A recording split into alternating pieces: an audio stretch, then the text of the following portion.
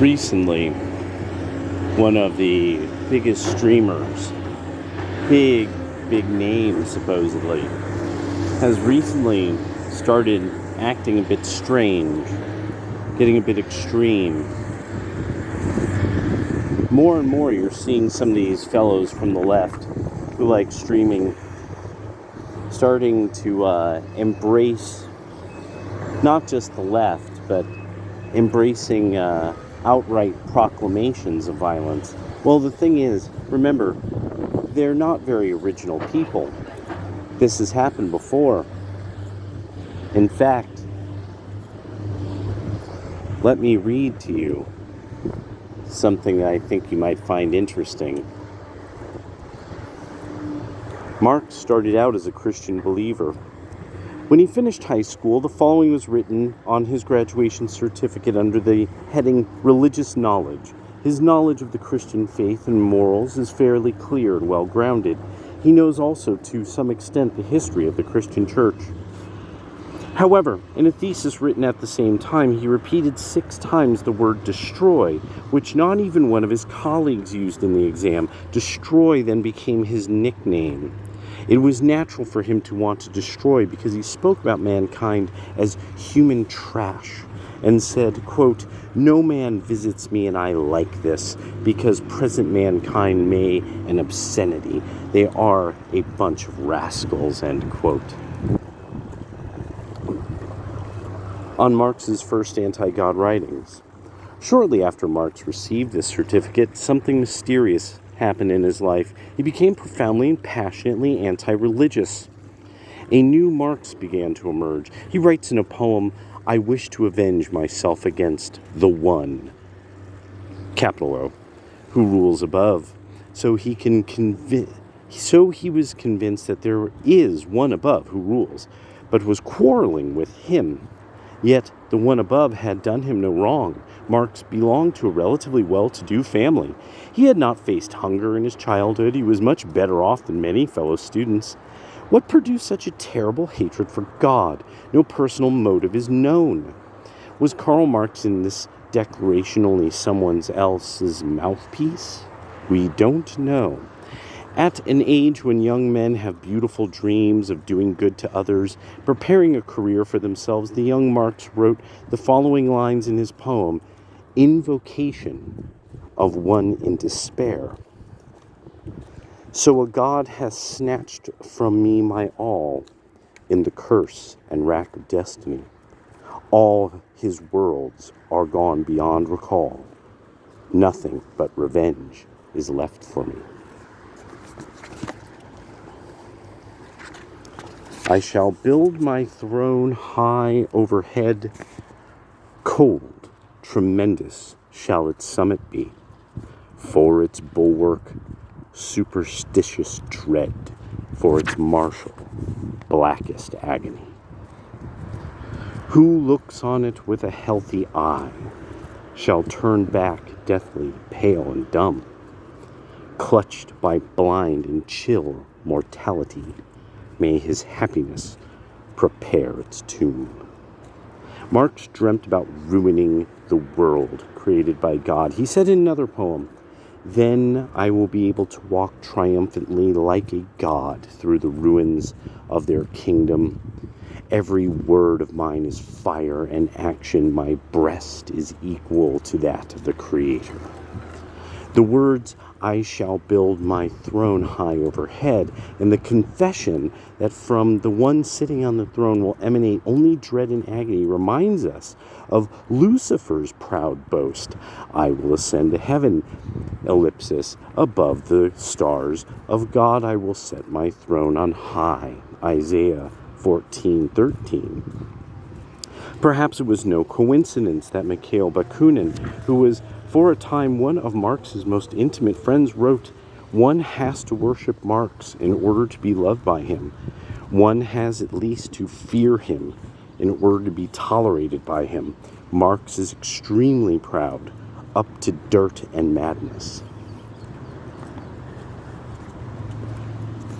The Satanist Church and Oulanem. Why did Marx wish such a throne? The answer is found in a little-known drama, which he also composed during his student years. It is called Oulanem, or Oulanem. To explain this title, a digression is needed. One of the rituals of the Satanist church is the Black Mass, which Satanist priests recite at midnight.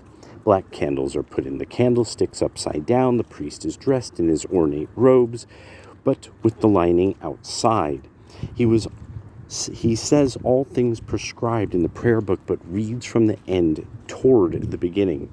The holy names of God, Jesus, and Mary are read inversely. A crucifix is fastened upside down or trampled upon. The body of a naked woman serves as an altar. A consecrated wafer stolen from a church is inscribed with the name Satan and is used for a mock communion. During the Black Mass, a Bible is burned. All those present promise to commit the 7 deadly sins as enumerated in Catholic catechisms and never to do any good. An orgy follows. Devil worship is very old. The Bible has much to say about it and against it. For example, the Jews, though entrusted by God with the true religion, sometimes faltered in their faith and sacrificed to demons, quote-unquote, Deuteronomy 32:17. And King Jeroboam of Israel once ordained priests, quote, for the devils, unquote, 2 Chronicles 11:15 in the King James. So from time immemorial, men have believed in the existence of the devil. Sin and wickedness are the hallmark of his kingdom. Disintegration and destruction is an inevitable result. The great concentrations of evil design in times past, as well in modern communism and Nazism, would have been impossible without a guiding force, the devil himself.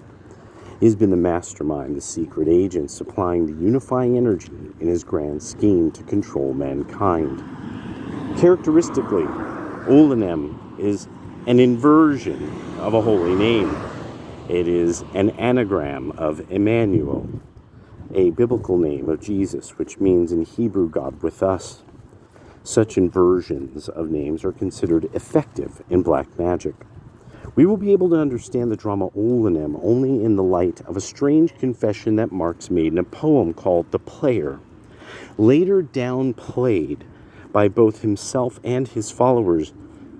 The hellish vapors rise and fill the brain till I go mad and my heart is utterly changed.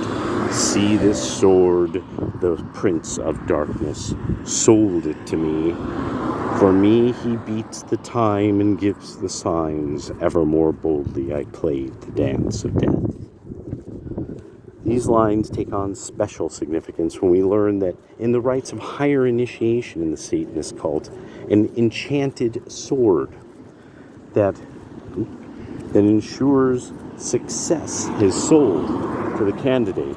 He pays for it by signing a covenant with blood taken from his wrists, agreeing that his soul will belong to Satan after death. To enable the reader to grasp the horrid intent of these poems, I should mention, though with natural revulsion, that the Satanic Bible, after saying the crucifix symbolizes pallid incompetence hanging on a tree, calls Satan the ineffable Prince of Darkness who rules the earth, as opposed to the lasting foulness of Bethlehem, the cursed Nazarene, the impotent king, the fugitive and mute God, vile and abhorred pretender to the majesty of Satan. The devil is called the God of Light, with angels cowering and trembling with fear and prostrating themselves before him, and sending Christian minions staggering to their doom. Now I quote the drama Oulanem itself, and they are also Oulanem, Oulanem. The name rings forth like death rings forth, until it dies away in a wretched crawl. Stop, I've got it now. It rises from my soul, as clear as air, as strong as my bones. Yet I have power within my youthful arms to clench and crush you, i.e. personified humanity, with tempestuous force. While for us both the abyss yawns in darkness, you will sink down and I shall follow laughing. Whispering in your ears, descend. Come with me, friend. This is some trippy shit, huh? Now I made sure to start taking lots of marginalia. This is also only 10 pages into this book. And this is like the older version of somebody updated this research. And somebody updated this research. And so this is supposedly the kind of the one that leaps a bit more to conclusions. While I guess whatever is the more recent kind of version of this, it's by a different author. He really sticks to like, okay, so what are the literary, like, how is Marx's writing so similar to these people during the same time who are of all kinds of evil kind of interests, and so it's kind of interesting. Like I have to look into that one after I'm done reading this, or listen to it as I think it's even on YouTube. So let's see. Next section here. The Bible which Marx had studied in his high school years, and which he knew quite well in his mature years, says that the devil will be bound by an angel and cast into the bottomless pit, abyssos in Greek. See Revelation 20, 1-3. Marx desires to draw the whole of mankind into this pit, reserved for the devil and his angels, from Matthew 25:41. Who speaks through Marx in this drama? Is it reasonable to expect a young student to entertain, as his life's dream, the vision of mankind entering the abyss of darkness? Outer darkness is a biblical expression for hell, and of himself laughing as he follows those he has led to unbelief. Nowhere in the world is this ideal cultivated except in the initiation rites of the Satanist Church at its highest degrees. When in the drama the time comes for Oulanem's death, his words are, "Ruined, ruined, my time has clean run out, the clock has stopped, the pygmy house has crumbled. Soon I shall embrace eternity to my breast, and soon I shall howl gigantic curses on mankind." Marx loved the words of Mephistopheles in Faust. Quote, "Everything in existence is worth being destroyed. Everything, including the proletariat and the comrades." Marx quotes these words in the 18th Brumaire of Louis Bonaparte. Stalin acted on them and destroyed even his own family. Satan is called in Faust the spirit that denies everything. This is precisely Marx's attitude. He writes about pitiless criticism of all that exists, war against the situation in Germany, merciless criticism of all. He adds, it is the first duty of the press to undermine the foundations of the existing political system. Marx said about himself that he is the most outstanding hater of the so-called positive. The Satanist sect is not materialistic. It believes in eternal life. Oulanem, the person through whom Marx speaks, does not question this. He asserts eternal life, but as a life of hate, magnified to its extreme. It is worth noting that eternity for devils means torment. Note Jesus' reproach by demons. "Have you come here to torment us before the time?" Matthew 8:29. Marx is similarly obsessed. Again quoting, "Ha, eternity, she is our eternal grief, an indescribable and immeasurable death. Vile artificiality conceived to scorn us, ourselves being clockwork blindly mechanical, made to be the fool calendars of time and space, having no purpose save to happen to be ruined, so there shall be something to ruin."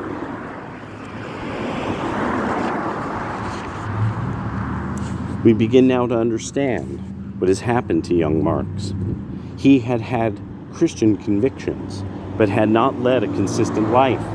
His correspondence with his father testifies to his squandering great sums of money on pleasures, and his constant quarreling with parental authority about this and other matters. Then he seems to have fallen in with the tenets of the highly secret Satanist church and received the rites of initiation.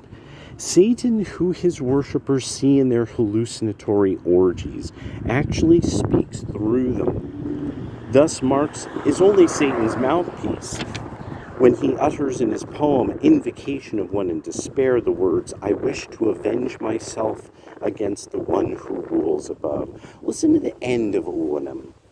"If there is a something which devours, I'll leap within it.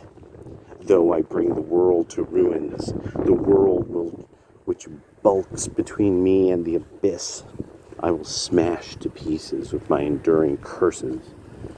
I'll throw my arms around its harsh reality. Embracing me, the world will dumbly pass away and then sink down to utter nothingness, perished with no existence. That would be really living." Let's just repeat this so that we clearly understand the mind state of Karl fucking Marx. When he writes, when he makes art, when he creates, here is the death of the character that he created. If there is a something, capital S, which devours, I'll leap within it. Though I bring the world to ruins, the world which bulks between me and the abyss, I will smash to pieces with my enduring curses. I'll throw my arms around its harsh reality. Embracing me, the world will dumbly pass away and then sink down to utter nothingness, perished with no existence. That would be really living. Marx was probably inspired by the words of the Marquis DeSade. "I abhor nature. I would like to split its planet, hinder its process, stop the circles of stars, overthrow the globes that float in space, destroy what serves nature, protect what harms it. In a word, I wish to insult it in my works." Ellipsis. Perhaps we will be able to attack the sun, deprive the universe of it, or use it to set the world on fire. These would be real crimes. DeSade and Marx propagate the same ideas. Honest men, as well as men inspired by God, often seek to serve their fellow men by writing books to increase their store of knowledge, improve their morality, stimulate religious sentiments, or at least provide relaxation and amusement. The devil is the only being who consciously purveys only evil to humankind, and he does this through his servants. As far as I know, Marx is the only renowned author who has ever called his own writing shit, expletive deleted, written by a pastor who wouldn't do that, and swinish books. He consciously, deliberately gave his readers filth. No wonder then what some of his disciples, communists in Romania and Mozambique, forced prisoners to eat their own excrement and drink their own urine. In Oulanem, Marx does what the devil does. He consigns the entire human race to damnation. Oulanem is probably the only drama in the world in which all the characters are aware of their own corruption and flaunt it and celebrate it with conviction. In this drama, there is no black and white. There exists no Claudius and Ophelia, Iago and Desdemona. Here, all servants of darkness, all reveal aspects of Mephistopheles. All are satanic, corrupt, and doomed. Now, I'm going to read a bit more of this book later. The point I wanted to make was that I'm sure some of you are catching on to an interesting trend. Note that last part. Oulanem is probably the only drama in the world in which all the characters are aware of their own corruption and flaunt it and celebrate it with conviction. Now think about it. This was a man, he had been jailed by the commies. By the time he's writing this is way into the 1900s. So since that time, there's been plenty of stuff like this. But most importantly, what's very interesting is how now undisguised we have a work like what Disney created with Star Wars, the Acolyte. What is every single thing? Deceptions about what the story was supposed to be. It's the gayest Star Wars ever, right? As I say, it's a very gay man. What? Oh my God! Oh, I guess it is. Oh, and all because they knew what they were doing. Every single thing they've done is a deception. Bob Iger shows that he's either one of the most incompetent people ever, or he's just flat out, completely and totally a liar and a deceiver. And more, and what did we just find out over the last, about 48 hours? That Disney actually actively believes in the idea of corrupting children and trying to introduce homosexual sexual activity to them really good and young. Long before anybody would ever allow them to see anything such as heterosexual sex acts. But you see, there's going to be all these claims made about this, about that. But now it's made much more clear, isn't it? It's the nature of something. And it speaks through people. So these streamers, they're going to keep on going.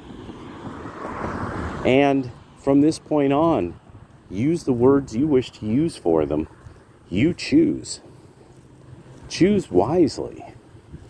Indeed, choose wisely. Because you see, now we have no reason any longer, in any way, shape, or form, to ever act like the left has any redeeming qualities about it. It just beguiles people. See, rather than them having to sacrifice to do good. Like how tariffs are going to be hard at first. Under Trump's new administration. The tariffs are going to be hard at first. The thing is, though, they're an absolute proven method. And the reason why anybody would fight them who has any power or money, because the only thing that there's only one reason why anybody who could possibly afford to constantly regale the public with stories of how terrible tariffs are going to be. Well, these are obviously people with enough wealth to do so, and then that shows that they have probably a very practical interest. See, the left always wants to say, no, this is done out of, people perform altruism out of altruism because people are altruistic. When, of course, now we're clearly understanding anybody who's even remotely, if you're Christian, if you're Buddhist, if you're religious, no. Humans have animal bodies. We are mortal. But the thing is, we're uniquely magnanimous because we can speak. And so and that's what it is. And so we could reach farther than other creatures. And religion kind of shows us in a fascinating way that it seems that we must.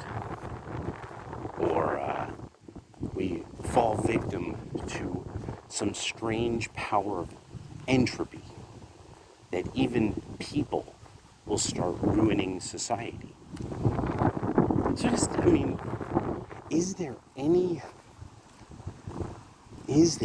doubt that when they make art, it is about nothing but destruction and depravity? It even destroys its own timeline in the story, destroys its own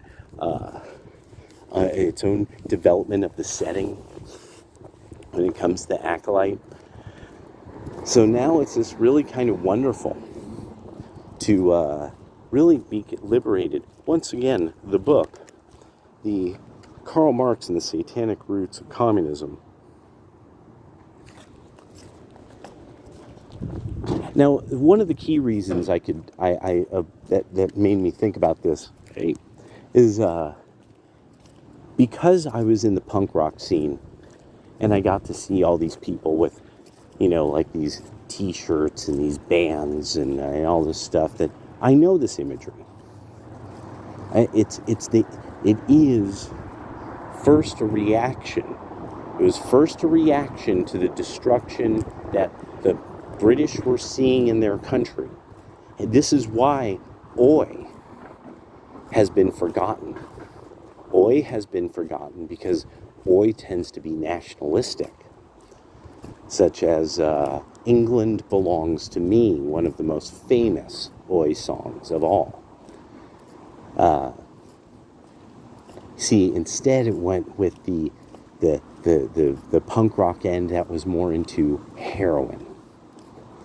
And with people who would spiral into self-destruction.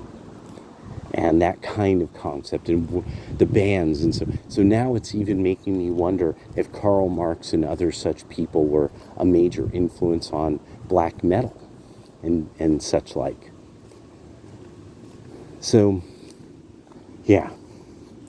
It's one of these things without anything else. I mean, I could just read, and there's going to be more. There is going to be more. I just can't, there's a lot about this. Now, the idea that he was a part of some type of satanic cult or something like that part I'm not sure I'm as buying as much. But being that this quotes his own works, so when he makes what is supposed to be art, it is supposed to be depraved, horrifying. It's supposed to sap the hope out of the reader and plunge them into an abyssal despair. His works are despair and terror. So the thing now to really get is that these are the Marxists. This is what they are. Yeah. That's about it. Talk to you later. I'll be talking to you soon, Arsion. Got the next 2 days off. Haven't done enough reading. Glad to flex the muscles again.